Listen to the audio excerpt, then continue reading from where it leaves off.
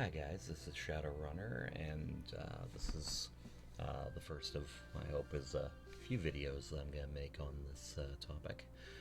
A little bit about me. I've been a pen and paper player for role-playing systems for pretty much a good portion of my life, starting back in the 90s, and my favorite system is the Middle-earth role-playing system.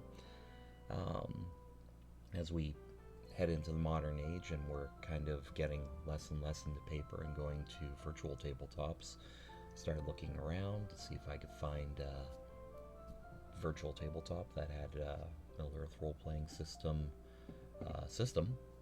and didn't really find one. There are a few out there. There's one guy who's making one for Rollmaster, and there's several that will support D100 systems, but didn't really find a Middle-earth role-playing one that really fit how we play. So I decided a couple of weeks ago to get into doing what I love and started coding together a Middle-earth role-playing system for virtual tables, Foundry virtual tabletop. If you haven't used VTT, FoundryVTT before, here's the general screen that you start off with. This first video is going to dominantly be about the character sheet and the character creation wizard, which is pretty much all that I've really got coded in so far. So if I make an actor, I'm just going to call him Test for the sake of it, and we get the character sheet. So if you've ever seen a MERP character sheet, you'll see the usual stuff that you expect to see. The stat block, skill blocks for movement and maneuver. I've combined all the movement and maneuver into one, which, you know, your opinion may vary on whether you like that or not, but movement and maneuver, weapon skills, general skills, which I've merged the magic into, and resistances, secondary skills, and special abilities. We'll get into those both for background points and adding just special abilities that you may give your players throughout the campaign. We have the language and spell list. A lot of this can be auto-populated, both by selecting your race and by the level up and the character wizard, building wizard as we go. And of course, every sheet needs an inventory, so weapons, armor, shields, mounts, animal companions, and wealth. It's got most of what you need for a character sheet. There's a few things missing, like character bio, and I'm sure, and I invite anybody watching this who thinks I'm missing something, please let me know so that I can work it in, because the more well-rounded this system is with community feedback, the more usable it will be for hopefully everybody out there. So the big thing, you can use the sheet completely manually without the character wizard. If you want to just open the core book, roll real dice, and work with your player and your game master, vice versa, to build a character, go ahead and do that. It can completely do that. If you want to pull these down and change the things in them, put your stats in, etc., it will automatically do the calculations for you, pulling from the tables. But I also built a character creation wizard, so let's take a look at that. In step 1, you get to choose what race you want to be.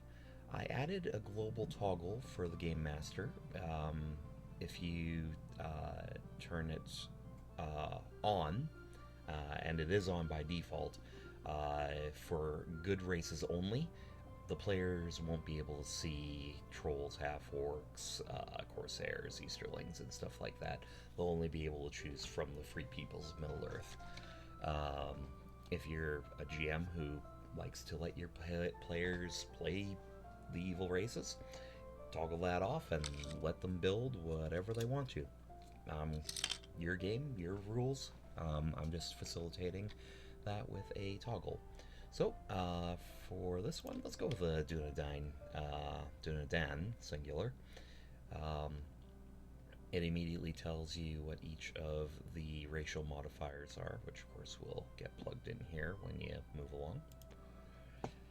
On step 2, it lets you know what ranks you start with, the adolescent skill ranks for the table from the original core book. The most interesting of which is going to be how many background options you get, your spell chance list. Honestly, it's all important. I did include what each of the language ranks actually mean. Normally it's not near the languages in the core book, and it's always been annoying that it wasn't like right there in front of you. So this one tells you exactly what each of it means. Moving on, professions. I wanted each of these to focus on what the prime stat was for each and what that means, so I made sure to put it into every one of them, and they also get to see what their profession bonuses are going to be for each of the professions. For magic, the ones that have a fixed realm automatically will apply it, but for Scout and Warrior, who can choose between a realm, it will pop open an extra dialogue here, and they can choose between channeling and essences, with a very strong reminder about what their armor limitations are for casting. So they are well informed when they make that choice. We're doing Dunedain, let's make him a ranger. It just kind of fits, right? I have always offered my players an option, especially for new players, 2 different flavors of rolling for their stats. A new player I've always allowed to roll 6 times and keep anything above 75. That allows them to have a bonus to any of their stats under normal bonus. Kind of sucks to be a new player and end up having negatives all over the place. And then we have the experienced player. Roll 7 times, drop the lowest, but you keep whatever you roll. It's the vanilla way of playing, of course, without any pampering, as my wife would call that mode for a new player. But your player, you can enforce which one players are going to take, or you can, let people choose how they want to play. I'm going to use new player for this example. So on the next page, we're going to roll for stats. It just rolls the D100 and uses RNG to throw out some numbers. And a very good looking Dunedain. That's Viggo Mortensen level of appearance right there. Alright, let's move on to assigning. So once again, I put a strong emphasis on where their prime stat is, so that they know that they can throw a low number in there and it will automatically become a 90. I'm not going to spend too much time here. We're not making a real character, so I'm just going to quickly drop these in. You can see that it shows the bonus that each of these will get right away, and if you're unhappy, you can unassign it and drag it around and reassign it. There we go. I need to resize that window. It doesn't work right on this resolution, apparently. Submit that, and we're on to background options. Now, I've always done background options before distributing development points. I think it should be out of the way so that people know what things they have to improve beyond what they've already taken on their background points. So you may do it differently. This is our house rule, and I set it up this way. Again, you could just roll the character using the charts and use the character sheet. You don't have to use the wizard, but if you're doing it, then background points will come first. You do have to finish a full character for the wizard to be any use. It doesn't write anything to the character sheet until you're all the way at the end. Well, okay, it does write a few things along the way, but not many. So let's see. I don't have this special ability rolling on the chart yet, because I want to be able to select them while I'm working for now. I'm going to select Resistant to Pain as one of those background points. Roll for money, because money is good to start with. And let's do... I like stat increase. I made it so that it automatically tells you which ones will be improved circumstantially. So if they don't know the system particularly well, this will show them, hey, this is where you can put those points, this is where it's actually going to do something useful for you. Let's do the stat by 2, and we're going to jump his agility all the way up, because that is a good stat. It logs the things that you've taken down here, which we're going to see in the last step as well. Development points. In core rules, if you're familiar with them, normally you would have a group of points per skill category, so you might have like 5 in movement maneuver, 2 in general skills, and X number in weapon skills. We've always played that your points are just a big pool that you could place wherever you want to without having to do that annoying transfer ratio or something like that. I want to make a nice simple system where players can just get their points in wherever they want to. If you want to enforce where people put their points, hey, pull out the charts and tell them this is how many points you have and this is where you need to place them. That's fine. If you're going to use this, then it's just one pool and you can put it wherever you want. So, I want this guy to be a bit of a caster, so I'm going to jack his spell chance.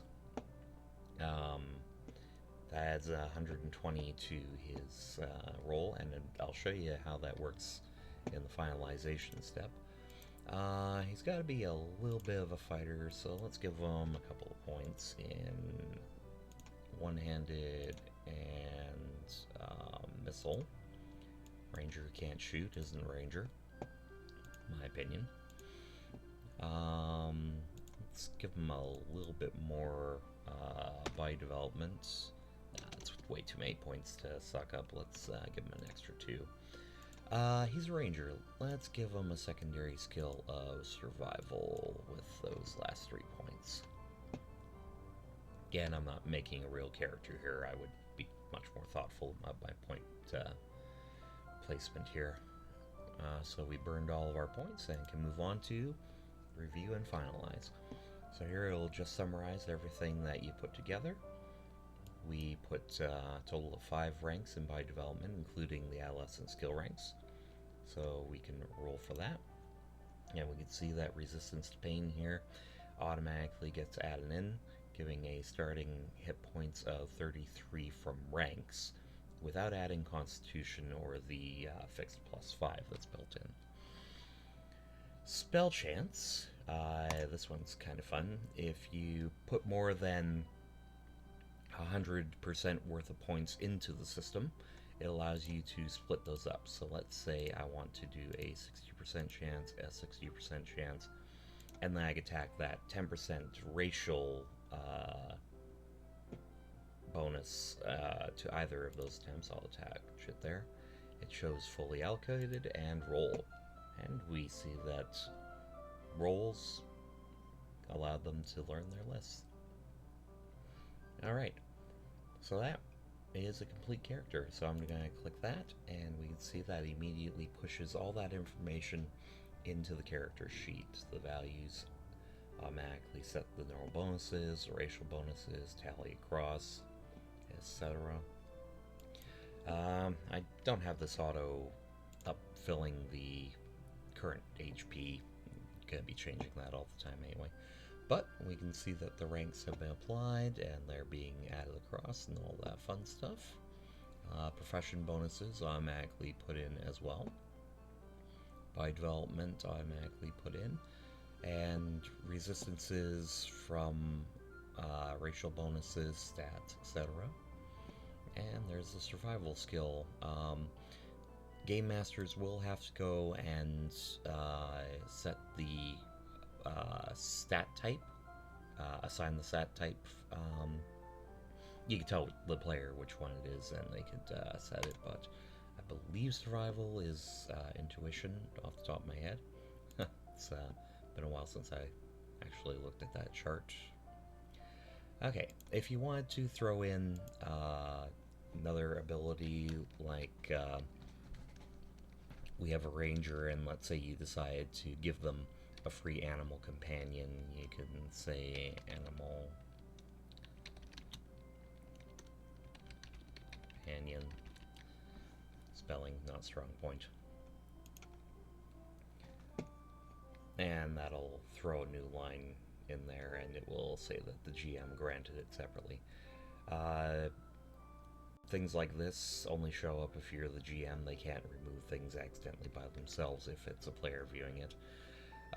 If you're a GM, I am putting controls on the back end, so if you wanted to turn off the character creation wizard, you're not going to let your players use it, you might turn that off. And you can turn on the leveling system. We'll get into that after we finish looking at the other things. So we did get those spell slots. It creates placeholders with level blocks there. Automatically applies the language. And since we're giving him an animal companion, we can generate one of those lines. We're going to call... Oops. We're going to call it Squeak. Typing. And we're going to say that his animal companion is Mouse. And then, of course, you can go to your arm law, claw law, find the animal listing, and give the creature the stats for them to work off of. Mouse, actually, if I remember, has a DB of 15, and it's got a 25 and a 15. I do not remember what its movement is, but for the sake of argument, let's say it can move 30 feet per round. And that gives him an animal companion. Okay. So that's what it looks like when you use the character creation tool. I haven't actually tried the level up system since I put it in, so let's see if it actually works. Hey, the window actually came up. So, just like in the character creation wizard, you have a pool of points that you need to spend, and tells you how many you have left to spend. So if you go in here, you'll show something very similar. Looks like I need to adjust the color of the text, because that is completely unreadable in the header. Let's see. Let's make him a little bit stealthy, because any skill that you don't have a point in is a negative 25. Oh yeah, I definitely need to fix that. Good to know. Alright, that's fine for now. This is the ranger. Let's give him a little bit more movement in his armor. 9 points remain. Let's add 2 more points to his body dev, which automatically get rolled. Jesus, I gotta fix that. But reported to there. It even adds the resistance to pain still. We didn't give him any language at the first one, so let's increase his Quenya all the way, because we can. And we can either improve his survival, or we can just give him a secondary skill. The beauty of this, of course, is that you can make any skill that you want. Like, let's make him a dancer, because we can. And he's pretty good at it. There we go. Now it allows you to finalize, and that should... There it goes. Give a summary of everything that happened, and it automatically turns off the level up so you can't accidentally mess around with that. So we maxed out his leather armor. Oh, That didn't pass through. Okay, I'm going to make a note that that did not pass through. Dancing is clearly agility, and that makes absolute sense. Alright. So that is a general look at my beginnings of making a Middle-earth role-playing system for FoundryVTT. What are your thoughts? What works for you? What am I missing? What can I do to improve it? Where do you think I should go from here, and what should I work on next? Work on the spellcasting system? Work on the combat system? What would you prioritize? That's always good to get that community feedback. So, for the time being, until I get a little bit more work done, this is Shadowrunner signing off.